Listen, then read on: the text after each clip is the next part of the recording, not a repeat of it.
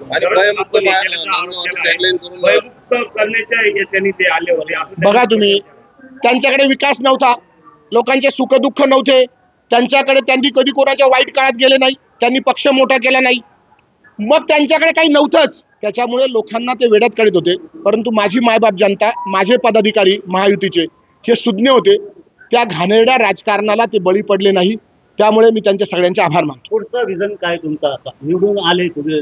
माझा पुढचा विजन असा आहे, नांदगाव करंजवन योजनेचं पाणी, छत्रपती शिवाजी महाराजांचा सेकंड फेज मधली शिवसृष्टी, डॉक्टर बाबासाहेबांची मनमाडमध्ये मोठी भीमसृष्टी, त्याच्यानंतर जे 78 खेडीचं पाणी योजना असेल, 26 खेडी पाणी योजना असेल, आणि सगळ्यात महत्त्वाचं महिलांचं जे असेल, महिला सबलीकरण, हा सगळा माझा पुढचा अजेंडा असेल. आणि त्याच्यानंतर प्रत्येकाच्या शेतात कसं पाणी जाईल, प्रत्येकाच्या मळ्यात कसं पाणी जाईल, आणि माझा शेतकरी कसा सुजलम सुफलम होईल, हे खरं माझं ध्येय आहे.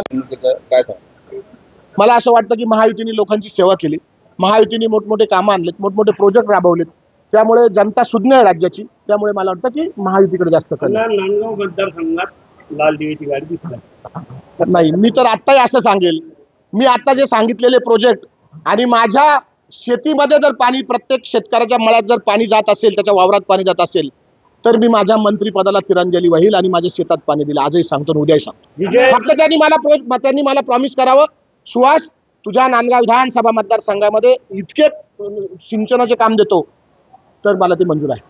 विजय बघितला, आपण प्रचारात सक्रिय होतात, काय वाटतंय सगळं?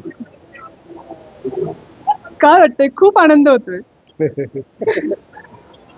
तुम्हाला काय वाटतं का अण्णा आता दुसऱ्यांदा निवडून आले तर त्यांनी काय करावं असं तुमची पण काय इच्छा आहे का? अण्णांनी आता हे काम करावं, तुम्हाला जी एक अपेक्षा असेल त्यांच्याकडून एक महिला म्हणून? त्याच्या स्वप्नात एक नांदगाव तालुका आहे, तो नक्कीच पूर्णत्वास येईल असं मला वाटतं. एवढ्या पंचवार्षिकमध्ये अर्धी तर स्वप्न आमची पूर्णच झालेली आहेत सगळ्या कामांच्या माध्यमातून, आणि अर्धी जी कामं बाकी आहेत ते नक्कीच आमच्या स्वप्नातलं नांदगाव इथे तुम्हाला बघायला मिळेल. लाडक्या बहिणींचं काय वाटलं? लाडक्या बहिणींबरोबर तुम्हाला साथ दिली? 100% साथ देईल.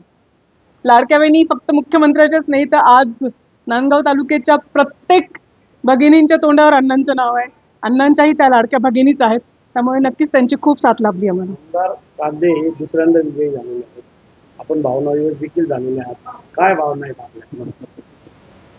तिसऱ्यांदा, चौथ्यांदा, पाचव्यांदा पुन्हा पुन्हा होते.